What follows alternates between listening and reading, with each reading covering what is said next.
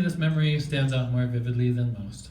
On a trip to London, the girls, Nancy, Jan, Laura, and Katie, decided they'd like to go to Liverpool to see the home of the Beatles. That would leave John and I alone for an entire day in London. So early the next morning, we took the girls up to the train station for their day adventure in Liverpool. John and I had nothing to do until 1 o'clock when we were meeting my friend Peter for lunch.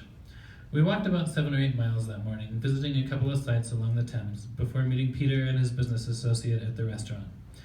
After lunch, John wanted to go see St. Paul's Cathedral, back in the heart of London.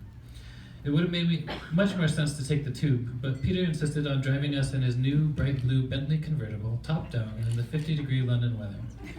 It took 40 minutes to go the 3 miles, and of course at that pace, in a Bentley with the top down, people were looking at us from every which way. But John, who was in the back seat of me, kept looking at me with that John, this is kind of cool, look on his face. After we went to St. Paul's Cathedral and looked at the book where famous people had signed, we took the tube back to our hotel. As we left the tube station, I saw a poster for a new production that had just opened a couple of weeks before. It was called Riverdance. And I said, that's what we're going to go see if I can get tickets to it. And John looked at me and said, what's that? And I said, it's a show about Irish dancing. He looked at me like I was nuts. And I said, I don't know if we can even get tickets. I heard it's a total sellout. So I called Peter and asked if he knew anyone who could get us 6 tickets into this sold-out show. Luckily, he was. Now, Macho John was totally unsure and a bit leery about going to see this flashy production about colorful Irish dancing.